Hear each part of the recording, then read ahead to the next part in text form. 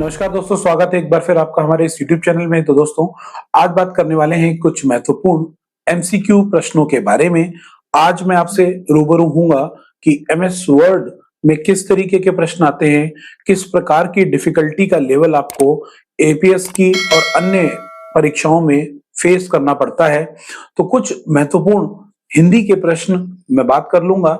यहाँ पर by language language में हम बात करेंगे, कुछ इंग्लिश के प्रश्न भी हैं, कुछ हिंदी में भी, लेकिन आपको पेपर में बहुत ध्यानपूर्वक प्रश्नों को पढ़ना पड़ेगा। उसी के बाद आप इनके सही उत्तर दे पाएंगे। मैं आज आपसे कुछ प्रश्नों की बात करूंगा। यह प्रश्न दिखने में इजी है दोस्तों, लेकिन इनकी जो भाषा है वो बहुत ही कठिन है, जिनको ध्यानपूर्वक अगर नहीं पढ़ा गया तो आप अपने पेपर में गलती कर सकते हैं। इंग्लिश के comparatively Hindi more than tough होती है, जिसको ध्यानपूर्वक अगर नहीं पढ़ा गया तो आप गलती जरूर कर देंगे। तो चलते हैं दोस्तों, क्षैतिज पट्टी के बाईं ओर क्या रखा गया है। दोस्तों, कई बार ऐसे प्रश्न आपको देखने को मिलेंगे जो आपको देखते ही पता नहीं लगेंगे कि वो प्रश्न किस सॉफ्टवेयर से संबंधित है। तो आपको विकल्पों को देखकर यह पता लगाना पड़ेगा कि वो प्रश्न कहां से रिलेटेड है। जैसे ए ऑप्शन है घर, बी संकेतक, और सी ऑप्शन है कंट्रोल प्लस टैब, और डी है व्यू बटन। यानी उपरोक्त में से कोई नहीं। विकल्प इसका जो सही है दोस्तों वो हमारा व्यू बटन है। यानी दोस्तों ये प्रश्न है पावर पॉइंट से। पावर पॉइंट में जो बाईं तरफ का एरिया दिखता है वो आपकी स्लाइडों का, सभी स्लाइडों का छोटा रूप यहाँ पर लेफ्ट साइड में प्रदर्शित होता है। तो आप इस एरिया की बात हो रही है। बात करें क्षैतिज पट्टी की, तो क्षैतिज पट्टी किसको कह के संबोधित कर रहा है, क्योंकि पावर पॉइंट का जो ओरिएंटेशन है वो लैंडस्केप है। लैंडस्केप को हिंदी में क्षैतिज बोला जाता है। तो इसीलिए जो प्रश्न में बात की जा रही है वो प्रश्न में बात की जा रही है क्षैतिज पट्टी। इस लेफ्ट साइड के एरिया को view area, view button area या फिर थंबनेल एरिया भी कहते हैं। तो इसका जो राइट आंसर होगा वो होगा view button. MS word screen पर आप क्षैतिज स्प्लिट बार का पता कहां से लगा सकते हैं। तो ये कुछ प्रश्न हैं, ऑप्शंस देख लीजिए। कहां से लगा सकते हैं? ऊर्ध्वाधर स्क्रॉल बार के शीर्ष से, ऊर्ध्वाधर स्क्रॉल बार के नीचे, क्षैतिज स्क्रॉल बार के बाएं और क्षैतिज स्क्रॉल बार के दाहिने भाग पे। दोस्तों, एमएस वर्ड स्क्रीन पर आप क्षैतिज स्प्लिट बार, यानी स्प्लिट का मतलब होता है पेज को टूटना, तो बात कर रहा है ये आपसे क्षैतिज स्प्लिट बार। तो स्प्लिट बार यानी क्षैतिज बार दो प्रकार के होते हैं। एक ये क्षैतिज बार, रूलर बार आपको दिख रहा है, और एक वर्टिकल यानी ऊर्ध्वाधर। तो इस एरिया की वो बात कर रहा है कि आपका पेज कहां से स्प्लिट होता हुआ दिखता है, यानी मार्जिन एरिया और मेन पेज में एरिया में जो डिफरेंस है वो आपको क्षैतिज एरिया में दिखाई देता है, जिस पर क्लिक करके ऊर्ध्वाधर लाइन आपको, यानी वर्टिकल लाइन आपको प्रदर्शित हो रही है। इसलिए वो प्रश्न बात कर रहा है वर्ड से, जो आपको प्रश्न में ही क्लियर हो रहा है।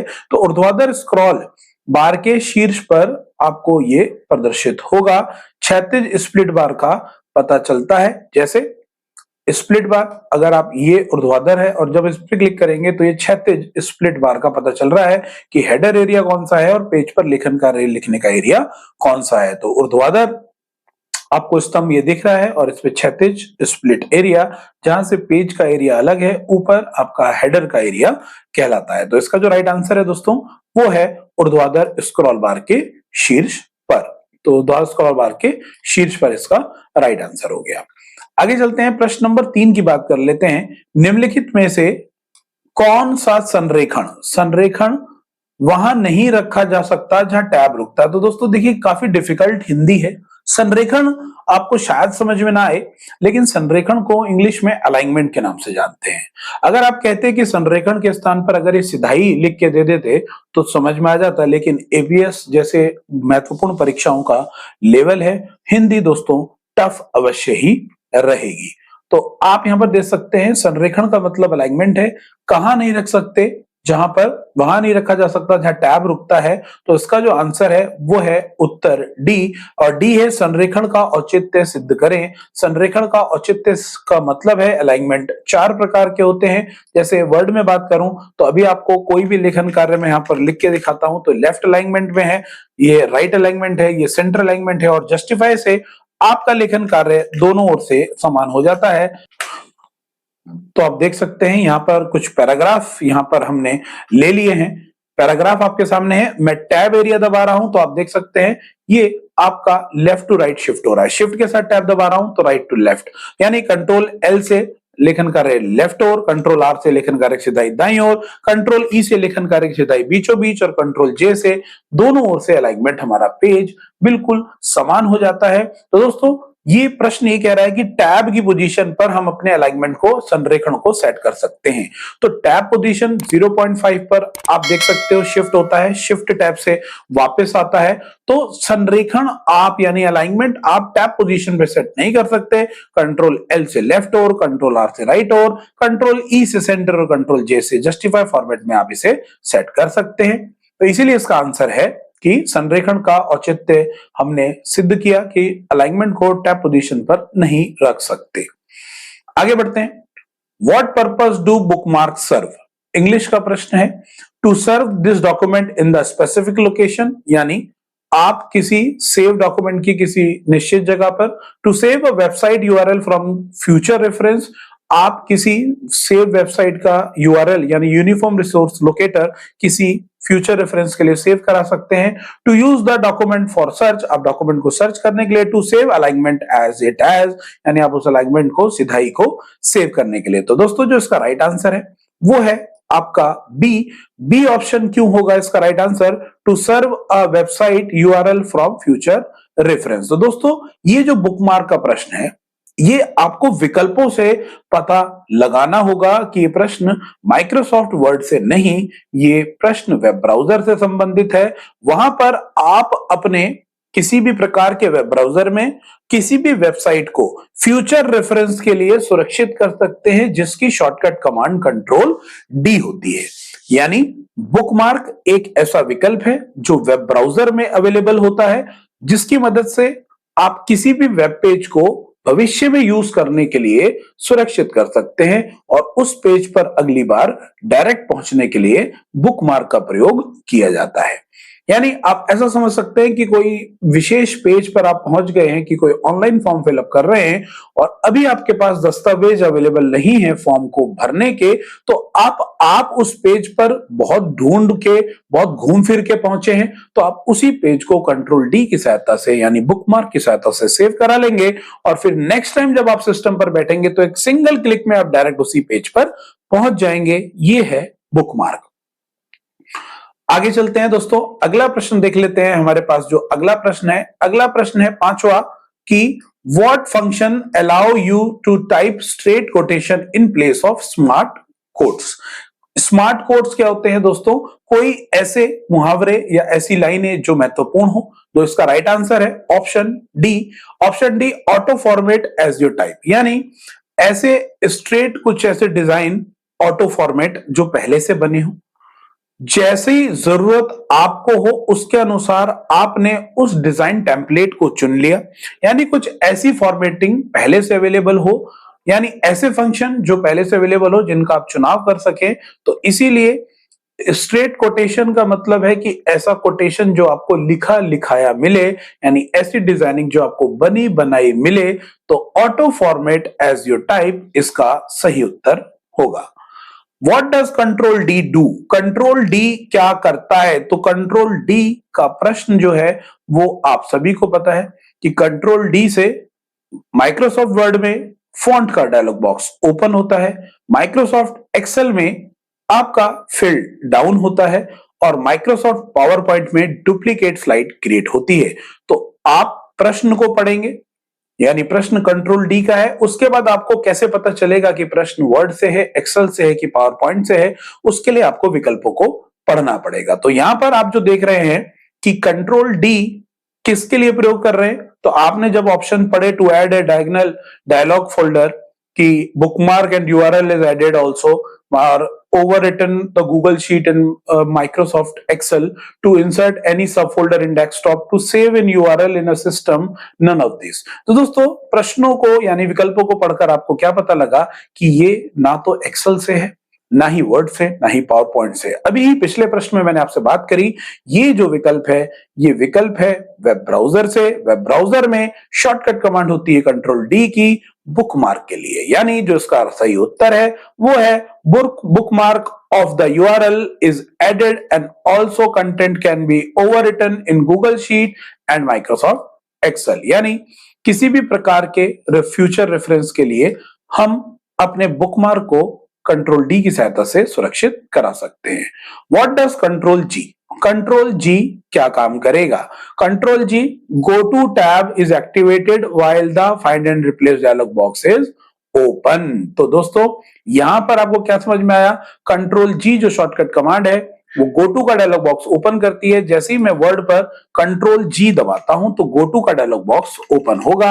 आप यहां पर देख पा रहे हैं जो टैब ओपन हुआ है वो गो टू पे हुआ है। तो आप किसी भी निश्चित page, section, line, bookmark, comment, footnote आदि पर डायरेक्ट पहुंच सकते हैं।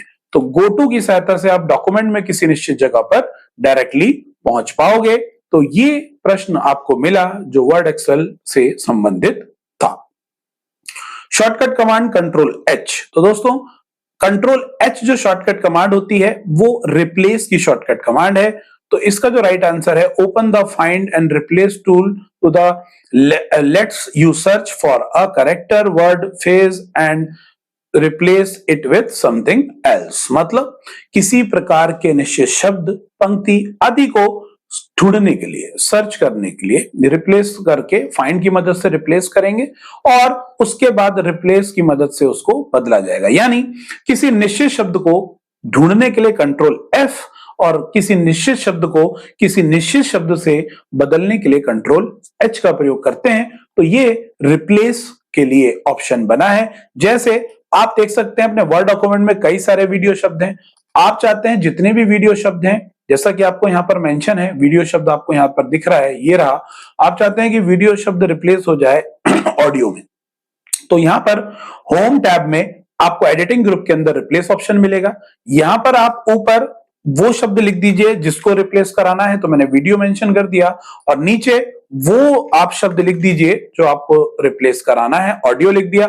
अगर मैं रिप्लेस का चुनाव करूंगा तो एक वीडियो के स्थान पर वीडियो ऑडियो हो जाएगा। अगर मैं रिप्लेस ऑल का चुनाव कर दूंगा तो जितने स्थान पर डॉक्यूमेंट पर वीडियो शब्द लिखा है वो ऑडियो में रिप्लेस हो जाएगा। तो मैंने रिप्लेस ऑल कर दिया। इसने मुझे बोला all done, we made 4 replacement. यानी डॉक्यूमेंट में 4 प्रकार के हमारे पास क्या ऑप्शन थे? वीडियो थे जो ऑडियो में कन्वर्ट हो चुके हैं। अब चेक कर लेते हैं। आप देख सकते हैं यहाँ पर जो वीडियो शब्द था वो ऑडियो में कन्वर्ट हो चुका है। यहाँ पर हमारा वीडियो शब्द था जो ऑडियो में कन्वर्ट हो गया। तो रिप्लेस किसी निश्चित शब्द को किसी निश्चित शब्द से रिप्लेस करने के लिए इस्तेमाल किया जाता है। आगे चलते हैं दोस्तों अगले प्रश्न की तरफ। अगला प्रश्न क्या कहता है? प्रश्न नंबर 9 की बात कर लेते हैं। Which of the following can be looked at using the find tab? यानी फाइंड टैब में क्या मिलता है? फाइंड की मदद से आप क्या कर सकते हैं? फॉर्मेट ढूंढ सकते हैं, character, symbol, all of the above. तो दोस्तों हम कंट्रोल एफ की मदद से किसी भी प्रकार का निश्चित शब्द, पंक्ति, कोई सिंबल, कोई कैरेक्टर फाइंड कर सकते हैं। तो जैसे आप कंट्रोल एफ दबाएंगे या फिर होम टैब में एडिटिंग ग्रुप में फाइंड पर क्लिक करेंगे और मैं चाहता हूं यहां पर एफ शब्द को ढूंढना, तो फाइंड इन मेन डॉक्यूमेंट पर जैसे क्लिक करूंगा तो आप यहां से ध्यान से देखिए जितने भी एफ हैं वो सेलेक्ट हो चुके हैं। सभी एफ को डॉक्यूमेंट्स में ढूंढ दिया गया है। तो कंट्रोल एफ का मतलब है फाइंड। तो इसका जो सही उत्तर है वो फाइंड है। जैसे आपने कैरेक्टर ढूंढ लिया, फॉर्मेटिंग ढूंढनी है तो फॉर्मेटिंग भी ढूंढ सकते हैं आप। जैसे आपको कोई कैरेक्टर चाहिए कि मैं यहां पर कुछ एफ को क्या कर देता हूं, जैसे ये एफ है आपके सामने, इस एफ को लाल कलर दे देता हूं, ये रेड कर दिया।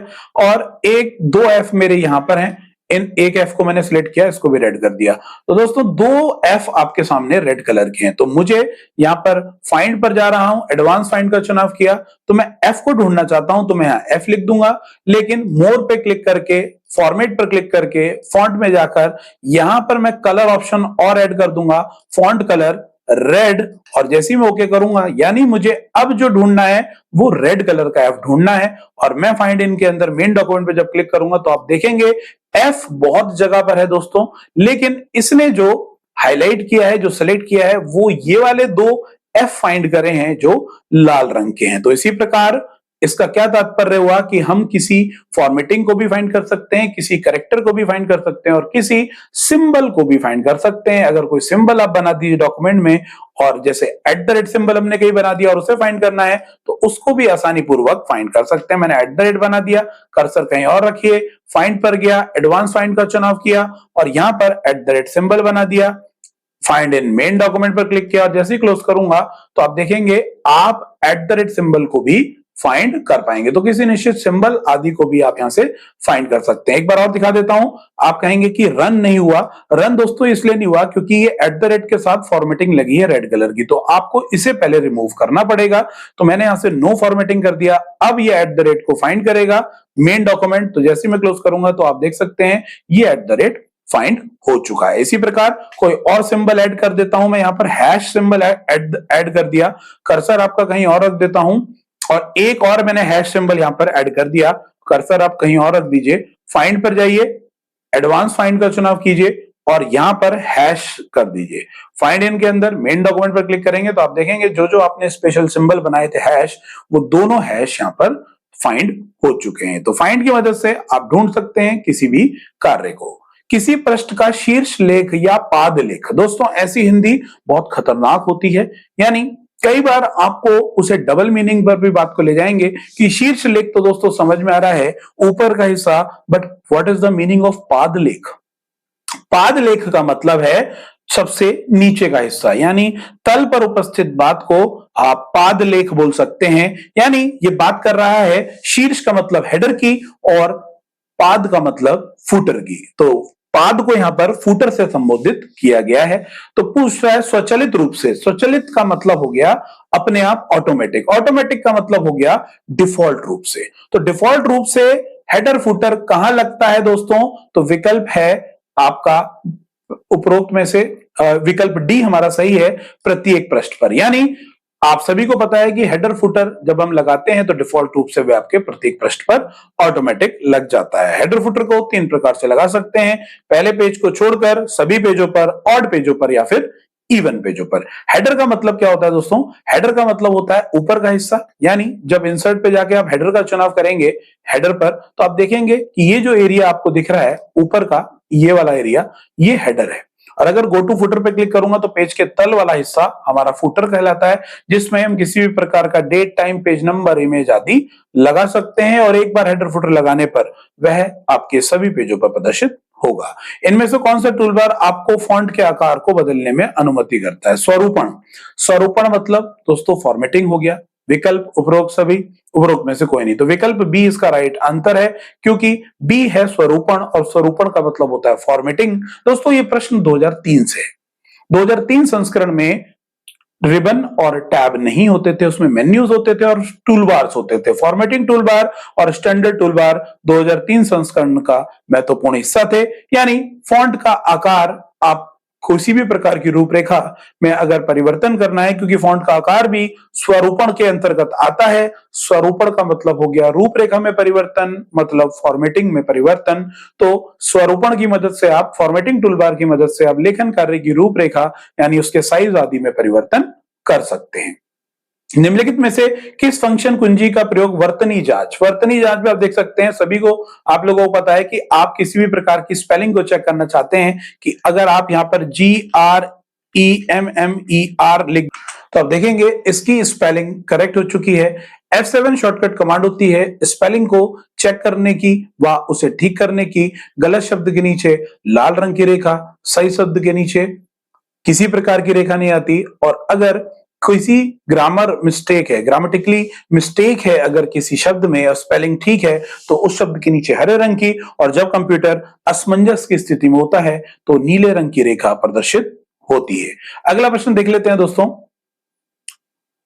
अगला प्रश्न क्या कह रहा है हमारा? अगला प्रश्न है, मैं थोड़ा सा इसको राइट हैंड साइड पर कर देता हूं, कि आपका जो ऑप्शन है, जो निम्नलिखित में से किस नेविगेशन विकल्प के द्वारा वर्ड डॉक्यूमेंट में साउंड फाइल को जोड़ा जा सकता है? तो दोस्तों ये प्रश्न भी सन 2003 से पूछा गया है। इंसर्ट से ऑब्जेक्ट मेन्यू विकल्प का प्रयोग करेंगे तो आप साउंड फाइल को इंसर्ट कर पाएंगे। लेकिन अगर बात करूं मैं 2019 संस्करण की, तो आप यहां से ऑनलाइन वीडियो विकल्प की सहायता से किसी प्रकार की वीडियो को ऐड करा सकते हैं और आप किसी प्रकार का यहां पर ऑडियो या वीडियो आप ऐड करा पाएंगे इंसर्ट में जाकर इस ऑप्शन की सहायता से। तो इसका राइट आंसर होगा इंसर्ट ऑब्जेक्ट मेन्यू। 2003 से प्रश्न लिया गया है दोस्तों। 2003 संस्करण से आप किसी एमएस वर्ड दस्तावेज में अधिकतम कितने कॉलम सम्मिलित कर सकते हैं दोस्तों। यानी यहाँ कॉलम की बात हो रही है, यानी आप कितने कॉलम ऐड करा सकते हैं। तो एक टेबल में आप अधिकतम कॉलम की संख्या 63 यानी 63। दोस्तों ये प्रश्न बहुत इंपॉर्टेंट है, बहुत महत्वपूर्ण है, कारण कि आप अपने किसी वर्ड डॉक्यूमेंट में टेबल के अंदर कॉलम्स की संख्या मैक्सिमम 63 कर सकते हैं, और अगर बात हो पेज को कॉलम में कन्वर्ट करने की तो उसकी जो अधिकतम सीमा है वो है 45। तो आप इस बात को ध्यान रखिएगा कि टेबल के अंदर अधिकतम कॉलम है 63 और पेज को 45 कॉलम्स में बदला जा सकता है। आगे चलते हैं, फॉर्मेटिंग टूलबार पर फॉन्ट के कौन किसे आकार उपलब्ध हैं। तो आपको पता है माइक्रोसॉफ्ट वर्ड में सबसे छोटा है 8 और अधिकतम है 72, यानी कार्य के आधार पर हमारे पास सबसे छोटा फॉन्ट है 8 और मैक्सिमम है 72। आप यहां पर देखेंगे कि जब हम होम पर क्लिक कर रहा हूं तो न्यूनतम 8 यहां पर दिख रहा है और अधिकतम आपको 72 दिख रहा है। लेकिन एक प्रश्न आता है, साधारण तौर पर फॉन्ट के साइज, तो आप यहां पर किसी भी प्रकार का कोई नंबर यहां पर एंटर करा दें और जैसे ही मैं उसको एंटर प्रेस करूंगा तो दोस्तों उसकी अधिकतम सीमा यहां पर 1638 प्रदर्शित होती है, यानी न्यूनतम फॉन्ट साइज 1 और अधिकतम होता है 1638। किसी दस्तावेज में पेज ब्रेक कैसे लागू होगा। तो पेज ब्रेक लागू होगा दोस्तों इंसर्ट विकल्प में पेज ब्रेक टैब पे जाकर, यानी आप वर्ड पे चलिए, इंसर्ट में आपको यहां पर ऑप्शन मिलेगा पेज ब्रेक, जिसकी शॉर्टकट कमांड है कंट्रोल एंटर, जिसकी सहायता से आप किसी भी प्रकार के पेज को तोड़ सकते हैं, ब्रेक कर सकते हैं। अगला ऑप्शन देख लेते हैं दोस्तों, मैक्रो को परिभाषित करें। तो मैक्रो की शॉर्टकट कमांड अल्ट F8 होती है, इसकी मदद से आप किसी भी कार्य को रिकॉर्ड करके एक शॉर्टकट कमांड में परिवर्तित कर सकते हैं। आप मैक्रो में वह शॉर्टकट कमांड का इस्तेमाल कर सकते हैं जो पहले से किसी कार्य हेतु निर्देशित ना की गई है। तो दोस्तों इसका जो राइट आंसर है, कठिन गतिविधियों को स्वचालित करने के लिए वीबी उपयोग करने एमएस वर्ड में बनाए गए छोटे प्रोग्राम। तो दोस्तों वीबी का उपयोग मतलब वर्चुअल विजुअल बेसिक का प्रयोग करके, विजुअल बेसिक एक प्रोग्रामिंग लैंग्वेज है जिसका प्रयोग करके छोटे प्रोग्रामों को रिकॉर्ड कर सकते हैं और मैक्रो क्रिएट किए जाते हैं। शॉर्टकट कमांड अल्ट F होती है। जैसे मैं आपको यहां पर दिखा देता हूं कि मैं एक मैक्रो क्रिएट करना चाहता हूं, तो मैक्रो पर क्रिएट करने के लिए मैं जाऊंगा सबसे पहले व्यू में और यहां पर मिलेगा मैक्रो, मेरे को करना है रिकॉर्ड, तो मैं रिकॉर्ड मैक्रो पर क्लिक कर देता हूं और कीबोर्ड पर क्लिक करता हूं। शॉर्टकट कमांड देना है कंट्रोल शिफ्ट ओ, कमांड दे दी मैंने, इसको मैं असाइन कर देता हूं। असाइन करते ही आप देखेंगे आपका माउस पॉइंटर किसकी संरचना ले ली है, कैसेट रिकॉर्डिंग की, यानी अब जो आप टाइप करोगे वो रिकॉर्ड होगा। तो मैं यहां पर अज्जू टैक यहां पर लिख देता हूं और मैक्रो में जाकर रिकॉर्डर को स्टॉप कर देता हूं। तो अब दोस्तों चाहे आप नया डॉक्यूमेंट ले लीजिए, नया डॉक्यूमेंट लेने के बाद मैं जब भी कंट्रोल शिफ्ट के साथ ओ प्रेस करूंगा जितनी बार भी, तो आप देखेंगे जो कार्य मैंने रिकॉर्ड कराया था वो बार बार स्क्रीन पर प्रिंट हो रहा है। यानी आप अपने किसी भी कार्य को रिकॉर्ड करके उसे एक नई शॉर्टकट कमांड दे सकते हैं। दोस्तों मैक्रो की जो प्रोग्रामिंग है आप देख सकते हैं, जब मैंने मैक्रो पर क्लिक किया, व्यू मैक्रो पर क्लिक किया और जब आप इसे शो इन्फो पर या एडिट पर जाएंगे तो ये आपको सीधे ऊपर देख सकते हैं Microsoft visual basic for application यानी VBA के ऊपर ले गया। तो मैक्रो की प्रोग्रामिंग विजुअल बेसिक में ऑटोमेटिक बैकएंड पर क्रिएट होती है। चलते हैं दोस्तों अपने अगले प्रश्न की तरफ, अगले प्रश्न को देख लेते हैं। अगला प्रश्न क्या कह रहा है हमारा, निम्नलिखित में से कौन स्तंभों के बीच ऊर्ध्वाधर विभाजन करता है। दोस्तों यहां पर जो स्तंभों के बीच ऊर्ध्वाधर मुनाफा यानी राइट आंसर है, मुनाफे का मतलब हो गया है मार्जिन से, यानी निम्नलिखित में से कौन स्तंभों के बीच ऊर्ध्वाधर विभाजन करता है। यानी आप एमएस वर्ड में अगर हम यहां पर कोई लेखन कार्य ले लेते हैं, जैसे मैंने यहां पर कई सारा लेखन कार्य लिखा हुआ है, इसके बाद मैं पेज लेआउट पर गया, कॉलम्स में डिवाइड कर देता हूं 2 कॉलम्स में, तो आप देखेंगे कि कंट्रोल C V से मैं इसे पेस्ट कर देता हूं तो लेखन कार्य आपको यहां पर मौजूद हो रहा है। तो लेखन कार्य जब आपको मौजूद हो रहा है तो आप ये बीच वाला जो एरिया देख सकते हैं ये मार्जिन है, यानी स्तंभों के बीच की जो दूरी घटाने बढ़ाने का काम है ये मार्जिन का एरिया है। तो कहते हैं ना दोस्तों कि 250 रुपए का कोई माल खरीदा 300 रुपए में बेच दिया तो ₹50 का मार्जिन है, यानी ₹50 का मुनाफा है। तो मुनाफे को आप मार्जिन के नाम से भी जानते हैं या मार्जिन को आप मुनाफे के नाम से भी जानते हैं। तो शुद्ध हिंदी है, पेपर में बहुत ध्यानपूर्वक आपको प्रश्न पढ़ने पड़ेंगे, तभी आप सही उत्तर लगा पाएंगे। किसी दस्तावेज का टाइप फेज निम्नलिखित मेन्यू आइटम का चयन करके बदला जा सकता है। तो दोस्तों इसका जो राइट आंसर है वो है डी, यानी किसी दस्तावेज का टाइप फेज, यानी जो उसका ओवरऑल टाइप है, निम्नलिखित मेन्यू आइटम का चयन करके बदला जा सकता है। तो दोस्तों इसका जो राइट आंसर है वो है प्रारूप। प्रारूप का मतलब हो गया टेम्पलेट, यानी पूरा डिजाइन आपको चेंज करना है डॉक्यूमेंट का, तो आप यहां पर थीम टेम्पलेट का चुनाव कर सकते हैं। थीम्स की मदद से आप अपने दस्तावेज का कंप्लीट प्रारूप चेंज कर सकते हैं। जब आप डिजाइन पर जाएंगे तो आपको थीम्स ऑप्शन मिलेगा। तो थीम्स में विभिन्न प्रकार की थीम्स हैं, आप जो भी थीम्स का चुनाव करोगे आपके दस्तावेज का प्रारूप ऑटोमेटिकली चेंज हो जाएगा। आप देख सकते हैं कुछ परिवर्तन होते हुए, मैं अलग अलग थीम्स चुन रहा हूं, थीम्स के अकॉर्डिंग कलर ऑप्शन भी चेंज होते हैं।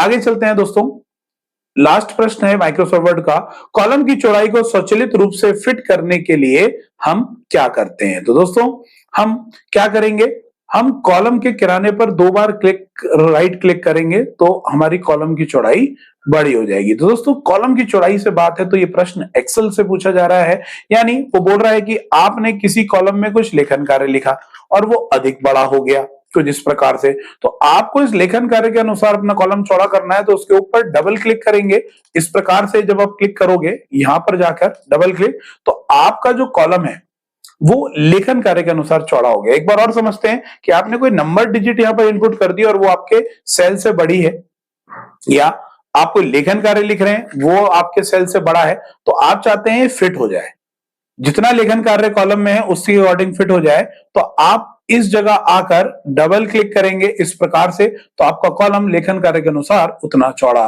हो जाएगा। तो ये था हमारा इसका जो राइट आंसर है दोस्तों। इसका राइट आंसर मिलेगा आपको, कॉलम के किनारे पर 2 बार राइट क्लिक करने पर आप कॉलम को उतना चौड़ा कर पाएंगे। कुछ ईमेल के एमसीक्यू हैं आपके सामने, मैं डिस्कस कर लेता हूं कि ARPANET के लिए ईमेल आविष्कार जिसने किया, दोस्तों ईमेल के आविष्कारक रे टॉमलिंसन है। कौन सी कंपनी के द्वारा कौन सी कंपनी ईमेल सुविधा नहीं देती, तो दोस्तों गूगल भी देती है, याहू भी देती है, रेडिफ भी देती है, यानी गूगल, याहू और रेडिफ आपकी जीमेल की सुविधा प्रदान करती है, यानी ईमेल की सुविधा प्रदान करती है, बस फेसबुक आपकी ईमेल की सुविधा प्रदान नहीं करती है। दोस्तों ईमेल की फुल फॉर्म है इलेक्ट्रॉनिक मेल, जिसे रे टॉमलिंसन के द्वारा 1971 में बनाया गया था। 1971 में सबसे पहला रानी एलिजाबेथ को इन्होंने कीबोर्ड की पहली पंक्ति QWERTY लिखकर भेजी थी। तो रे टॉमलिंसन तभी से बहुत ही फेमस हैं। @ का प्रयोग किस लिए किया जाता है, तो दोस्तों @ का प्रयोग यूजर तथा डोमेन नेम को अलग अलग करने में।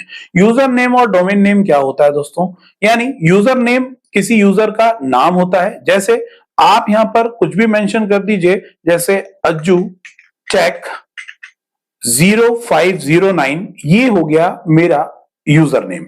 @ और ये हो गया आपका gmail.com, और उसके बाद जो जीमेल है ये क्या हो गया दोस्तों, जीमेल हो गया आपका डोमेन और .com हो गया डोमेन एक्सटेंशन। तो इतना पार्ट आपका यूजर नेम कहलाया और इतना पार्ट डोमेन नेम, यानी जो कंपनी आपको सुविधा प्रदान कर रही है, और ये रहा उसका एक्सटेंशन, यानी वो कंपनी किस तरीके का कार्य कर रही है, यानी वो कमर्शियल कंपनी है, व्यावसायिक कंपनी है, उसका धंधा है इस तरीके के कार्य करने के लिए। तो इन दोनों के बीच में जो डिफरेंस क्रिएट करता है वो @ सिंबल करता है। ये ऐड सिंबल होता है, ये एक सुरक्षित सिंबल है जो स्पेशली डिजाइन फॉर ईमेल के लिए बनाया गया है। तो इसका राइट आंसर हो गया दोस्त @ की मदद से ऐसा काम किया जाता है, यानी @ का प्रयोग यूजर तथा डोमेन नेम को अलग करने के लिए किया जाता है। आप एक ईमेल पर अधिकतम 24 घंटे के अंदर कितने लोगों को मेल भेज सकते हैं, तो इसका जो राइट आंसर है वो 500 लोगों को एक दिन में मेल भेज सकते हैं। मेल भेजने के लिए किस ऑप्शन का प्रयोग करेंगे, तो दोस्तों ध्यान देंगे, मेल को भेजने के लिए सेंड का प्रयोग किया जाएगा और मेल भेजने के पश्चात वो सेंट में मिलता है, यानी सैंड बॉक्स की मदद से मेल भेजा जाता है और सेंट बॉक्स में अंदर यानी सेंड फोल्डर के अंदर यहां पर आपको भेजे गए ईमेल प्राप्त होता है। दोस्तों यहां पर एक कैरेक्टर का डिफरेंस है डी और टी का। डी में यानी सेंड के डी में आप बटन दबाकर मेल को सेंड कर सकते हैं, पर सेंड के टी में आपको भेजे गए ईमेल की सुविधा प्राप्त होगी। मेल लिखने के लिए किस ऑप्शन का प्रयोग करते हैं? तो दोस्तों मेल को तैयार करने के लिए कंपोज मेल का प्रयोग करेंगे। जब कोई मेल डिलीट करते हैं तो ट्रैश में वो चला जाता है, जो थ्रैश भी बोलते हैं, यानी डिलीट किए गया सभी प्रकार का मेल थ्रैश फोल्डर में आपको दिखाई देगा। जीमेल पर अधिकतम जो स्पेस मिलता है वो 15 जीबी का फ्री स्पेस मिलता है। इसके बाद आप क्लाउड से यानी गूगल ड्राइव से पैसे देकर स्पेस को खरीद सकते हैं। इनमें से कौन ईमेल का सर्विस प्रदान नहीं करता? दोस्तों व्हाट्सएप ईमेल सुविधा प्रदान नहीं करती, याहू, जीमेल, रेडिफ सभी मेल प्रदान करते हैं। जो मेल हम भेजते हैं वो कहां जाता है? जैसा कि आपको बता चुका हूं, जो मेल हम भेजते हैं वो सेंट में जाता है, सेंट बॉक्स में। यूजर और डोमेन नेम को अलग करने वाला @ सिंबल आपको अभी बताया। सीसी की full form carbon copy. Shortcut command not down कर लीजिए, Ctrl+Shift+C कार्बन कॉपी होती है, यानी आप कार्बन कॉपी की मदद से एक से अधिक यूजर को एक ही संदेश भेज सकते हैं सीसी की मदद से, परंतु उन सभी भेजे गए यूजर्स को ज्ञात हो जाता है कि ये सेम फाइल कितने अन्य ईमेल एड्रेसेस पर भेजा गया है। यही फर्क करूं मैं ब्लाइंड कार्बन कॉपी की, यानी बीसीसी का फुल फॉर्म है ब्लाइंड कार्बन कॉपी, जिसकी शॉर्टकट कमांड है Ctrl+Shift+B। ब्लाइंड कार्बन कॉपी की मदद से भी आप एक ही संदेश को भिन्न भिन्न यूजर्स को भेज सकते हैं, पर बीसीसी की मदद से यह ज्ञात नहीं होता कि यह सेम मेल किस अन्य यूजर को भेजा गया है। सिर्फ यह ज्ञात हो जाएगा कि आपको जो मेल आया है वो आया तो बीसीसी से है, लेकिन वो अन्य किस यूजर को भेजा गया ये ज्ञात नहीं होता। मेलिंग भेजने वाले एड्रेस को कहां लिखते हैं? जिसे आपको मेल भेजना होता है उसे टू में लिखा जाता है। मेल भेजने वाले को यदि आप नहीं जानते तो वह मेल हो सकता है स्पैम हो सकता है। दोस्तों अनवांटेड मैसेजेस यानी जो आप नहीं चाहते वो आपको स्पैम फोल्डर के अंदर, जो विनाशकारी मैसेज होते हैं जो आपको नुकसान पहुंचा सकते हैं, उस तरीके के मैसेज आपको स्पैम फोल्डर के अंदर प्रदर्शित होंगे। जीमेल किस कंपनी द्वारा बनाया गया है? तो दोस्तों गूगल कंपनी का है, गूगल मेल तो गूगल द्वारा बनाया गया है। जीमेल का वह भाग जो @ सिंबल के बाद रहता है उसे हम क्या कहते हैं? तो @ के बाद जो रहता है वो डोमेन नेम। डोमेन नेम मतलब वो कंपनी जो सुविधा प्रदान कर रही है। ईमेल का पूरा नाम, इलेक्ट्रॉनिक मेल, और ईमेल के यूजर नेम में कितने डॉट शामिल कर सकते हैं? तो दोस्तों ईमेल के यूजर नेम में आप एक डॉट शामिल कर सकते हो। कितने डॉट? एक डॉट। यानी कोई भी यूजर नेम लिखते हो, यूजर नेम एक यूनिक नाम होता है। जो दुनिया में जितने भी यूजर होते हैं, एक यूजर नेम के दो व्यक्ति नहीं हो सकते, यानी दो व्यक्तियों का एक यूजर नेम नहीं हो सकता। तो सभी व्यक्तियों के अलग अलग यूजर नेम होते हैं जिससे उनकी इंडिविजुअल पहचान होती है। तो ये प्रश्न है कि आप एक ईमेल में कितने यूजर नेम के अंदर कितने डॉट का इस्तेमाल कर सकते हैं? तो आप डॉट एक बार इस्तेमाल करेंगे यूजर नेम में। तो उम्मीद है दोस्तों हमारे द्वारा की जा रही कोशिश से आप संतुष्ट होंगे। अगर आपको हमारी वीडियो पसंद आए तो आप लाइक कीजिए, कमेंट में किसी भी प्रकार का सुझाव दे सकते हैं। ऐसी ही मजेदार वीडियो के साथ निरंतर आप लोगों से जुड़े रहेंगे। मिलते हैं अगली वीडियो में, तब तक के लिए धन्यवाद।